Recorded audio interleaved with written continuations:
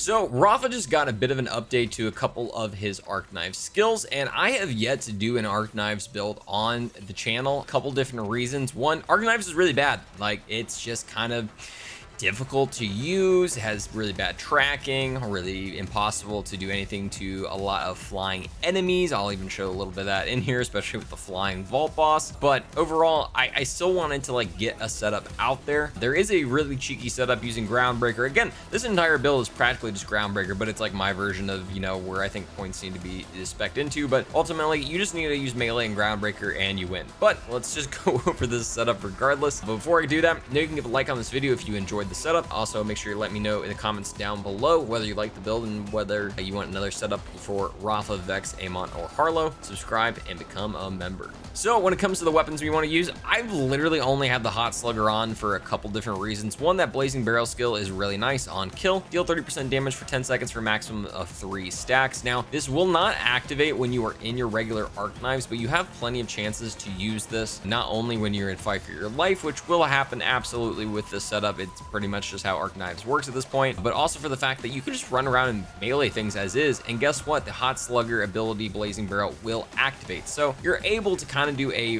regular melee setup, like actually just clicking whatever your melee button is, hit enemies and, you know, absolutely smack them, or, you know, you can use this as your kind of like get out of trouble, fight for your life weapon. For our rep kit, I'm using the triple bypass. It's my absolute favorite. It is not even close to anything else. Heart pump, the rep kit has 3 charges and a 30% chance to replenish a charge on kill. That's absolutely massive for us because of the fact that we are able to constantly, you know, activate that ability whenever we're running around with our arc knives. It will activate then too. So it helps us whenever we're kind of in a pinch, able to like pop one of those real fast. And also the one I have has hard hitter on it. On use, grants increased melee damage dealt by 40% for 10 seconds. Obviously huge. We have the crit knife on. I don't even feel like I have to explain much of this. Damage and payload. Enemies can take 15% more damage for 5 seconds, and then penetrator augment. All of your hits are going to be automatic critical hits for 5 seconds. Don't really need to explain that. You know why it's good. Our class mod is a Buster one, and you're gonna look at this and be like, Bird, this is for Apophis Lance. What are we doing? Well, that +5 into the skill per my last is going to be the big reason why we want that. I'll explain a little bit more later on why that's important, but that +5 skill is absolutely dumb. Our shield is going to be the heavyweight bare knuckle on melee hit, which again, that's just melee hit. Consumes an armor segment that grants 100% melee damage, and when an armor segment is empty, grants 50% melee damage, meaning we are getting constant melee damage with this shield. It's going to keep you pretty low on health all the time. Big reason why I like the triple bypass, because we're not really going to have a whole lot of shield helping us out, but luckily when you're like taking out enemies and doing all that stuff as well, you're going to be constantly getting those armor segments, constantly adding to this flow. And your enhancement literally does not matter whatsoever because you were meleeing all the time. There's no melee enhancements or anything like that, so I just went with one with the Jacob's chance for our Hot Slugger. Now, let's talk about our skill tree. We're going to be going all out on green tree. First up, obviously, arc knives. Rafa puts down his guns and equips his arc knives, blades that deal melee damage and mark enemies whenever they damage them, causing them to take increased damage for every mark on them. Obviously, you have all the different things there. You can only put a maximum of 4 marks on an enemy. A mark bonus per mark is 6%. So you're getting, you know, that 24% with a maximum of 4 stacks. The melee damage and dash damage just got a buff, so that's really nice. So we really enjoy this all around. Handshake deal, Rafa gains increased gun damage and melee damage. We like this because not only are we getting that juicy melee damage, but also the gun damage is going to help us out, especially with our specializations we're going to talk about here in a second. So that is completely fine to have. Actually adding gun damage to the setup is a good thing. Midnight Oil, Rafa's action skills deal bonus corrosive damage per stack of Midnight Oil. Rafa gains a stack of Midnight Oil every second his action skill is active, losing all stacks when the action skill ends. Bonus elements is always going to be a good thing, so we love this a lot. Dial in, whenever Rafa deals damage to an enemy with a melee attack, his melee attacks gain critical hit chance, and the chance stacks, and all stacks are removed whenever Rafa critically hits an enemy. Obviously, this is great because it feeds straight into Saldar. Rafa's melee critical hits restore health, 30% of damage dealt. Great way to keeping up your health without having to use rep kits in the fight. And then probably like one of the most important skills of this entire tree, Diamond Hands. Dealing melee damage grants a Rafa stack of Diamond Hands. Gains increased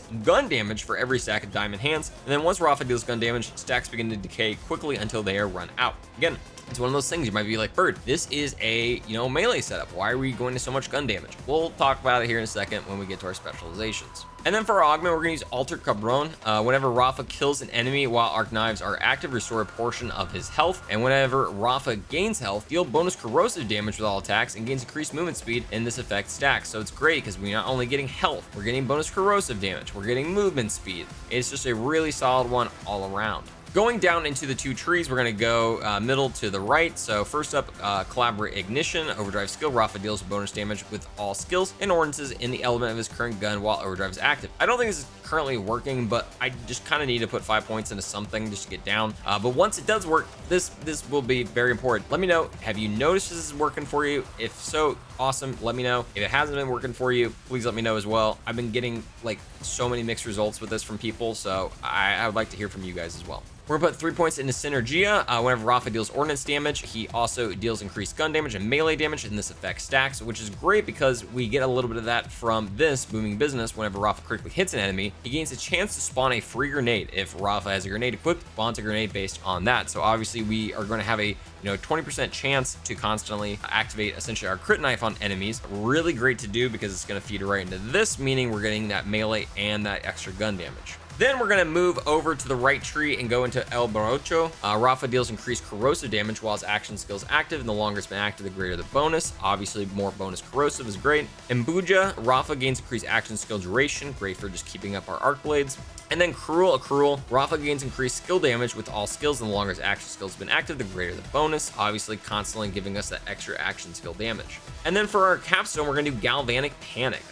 You might be saying, Bird, why are you using that over Inferno Protocol? Well, I've just been dying a lot with this, and honestly, again, it really doesn't matter because, again, we're going to go into specializations, and I'll explain in a second. But I like this a lot for the fact that I'm able to kind of get a little bit more damage on flying enemies, because whenever Rafa performs a melee attack while arc knives are active, he fires a stim glider that hits the enemy in his view, and then that glider is going to do corrosive splash damage based on the total marked enemies. Additionally, killing an enemy while arc knives is active restores action skill duration. And then whenever I activate my Blade Fury, it's going to just fire out a volley of those Sturm gliders in front of me.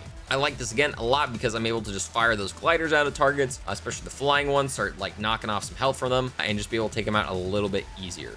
Now, like I mentioned before, we have that Calm Buster with the per my last 5 points into it. And it reads, whenever Rafa deals damage with an action skill to an enemy, he gains a chance to deal that damage again. 30% chance to just double my damage is absolutely insane, and it feeds perfectly into, again, specialization we're going to talk about here in a second. Let's talk about those specializations and what we're going to be going into. First up, I'm going to be going now with Caffeine in the Daredevil tree. Reduces my action skill cooldown whenever a rep kit is active. Obviously huge for getting my rep kit back.